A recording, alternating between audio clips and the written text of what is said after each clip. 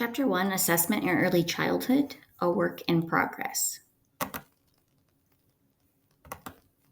This is a table of contents. These were the things that were discussed in Chapter 1 as well as in Chapter 3.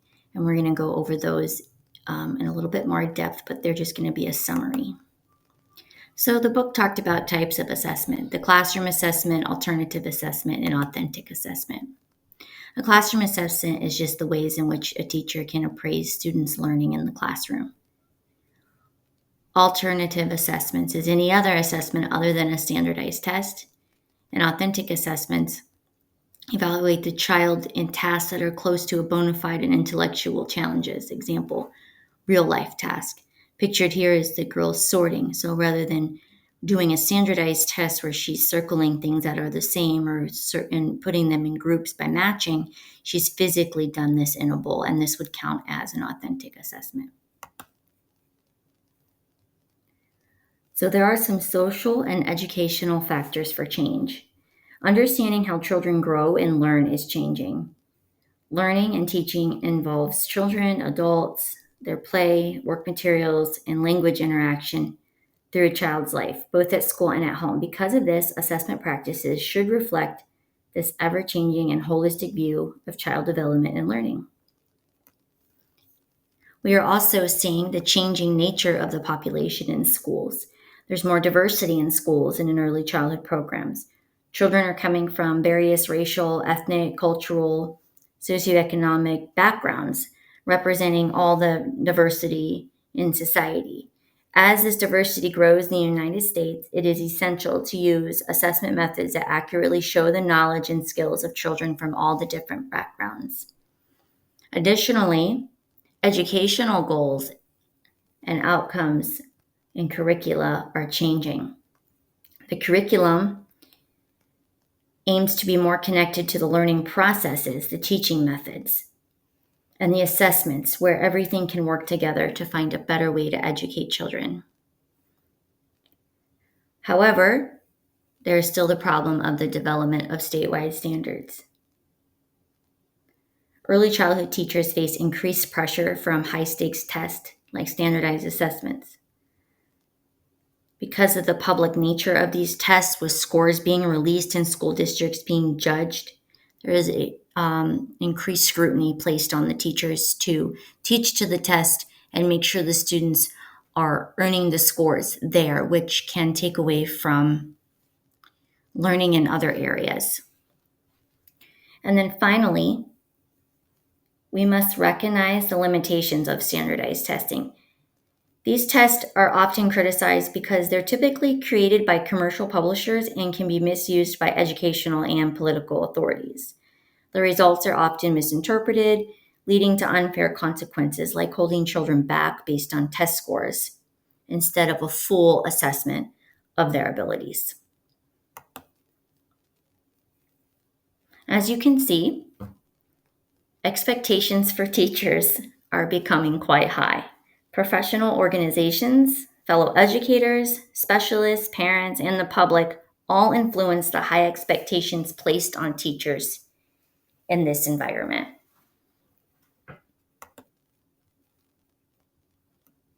There are some challenges with assessments: credibility, feasibility, and professional initiative and responsibility. Credibility is just basically the scores from standardized testing have assumed such a powerful weight to them in the minds of parents, researchers, policymakers, the public, that if you were to offer a more authentic measure of assessment, it might not be considered as credible. Also, feasibility can be a challenge when thinking of other forms of assessments, because classroom assessments takes thought, commitment, effort, time. Developing the knowledge and the skill necessary to assess well and implement those assessments into your plan instruction takes time that many teachers don't have right now, with all the other pressures and responsibilities that are placed on them. Professional initiative and responsibility. The initiative and the responsibility for appropriate assessments falls on the teachers and administrators. Regular use of classroom assessment should help guide instruction while balancing the public's need to know of education programs' outcome through state testing. So the problem is teachers are still expected to do the standardized state testing and prepare their students for that, but they also need to be able to do the classroom assessments that they know will help give them the data needed to plan their instruction and make decisions for their classroom as a whole and for individual students.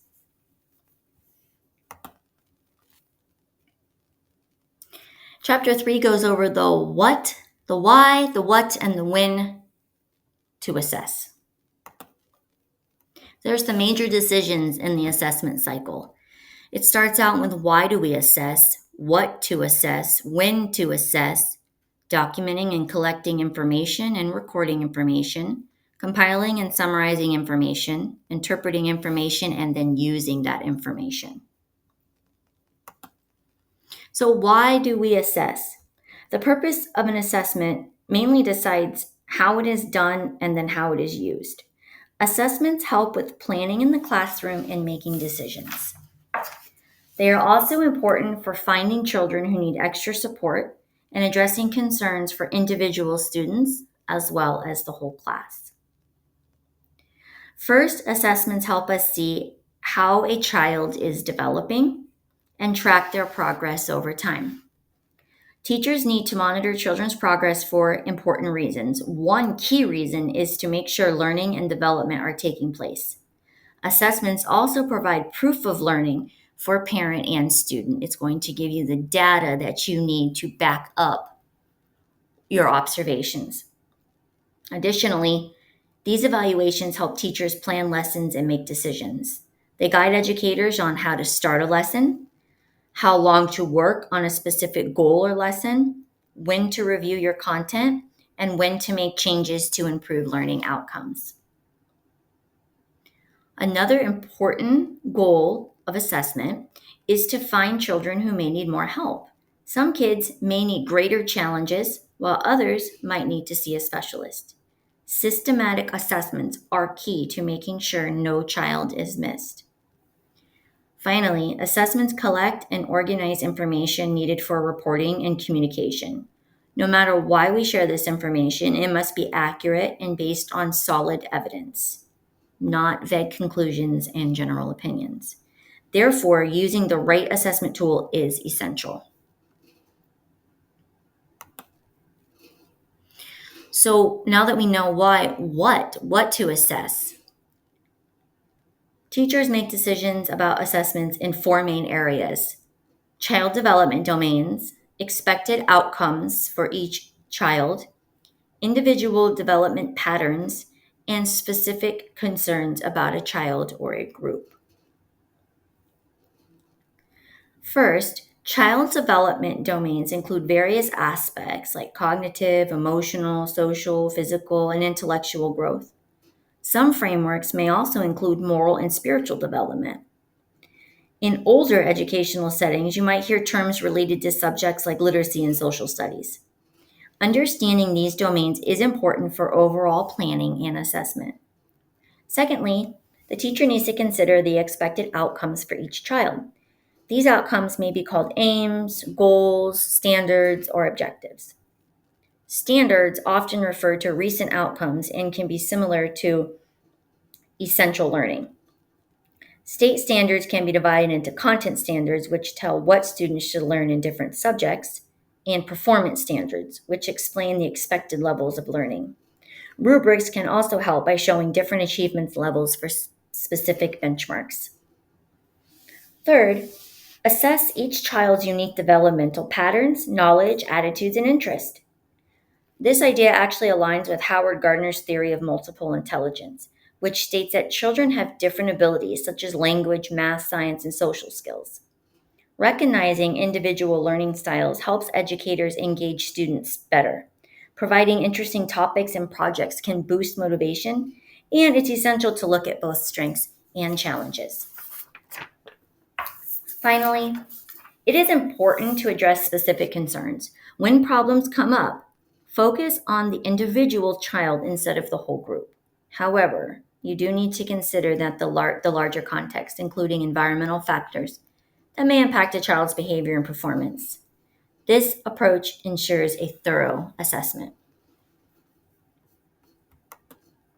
And finally, when to assess. It is a very important consideration because the timing of assessments directly impacts the type of information you gather and how you record it. It's advisable to conduct assessments before the school year begins. Throughout the year, formative assessments can be carried out regularly.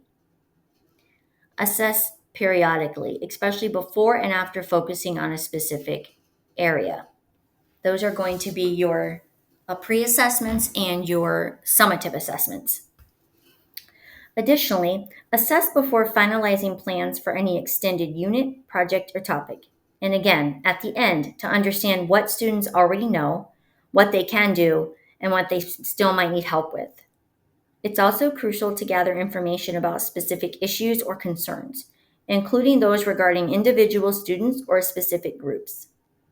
Such assessments should happen regardless of the planned assessment schedule. For example, if you have a new student who comes in the middle of the year and don't have an assessment planned, that student is going to still need to be assessed to see where they are in the class and where they need to be, and so you can set personal goals for that student. You can't just assume that whatever school they came from was at the same point in the year that you are.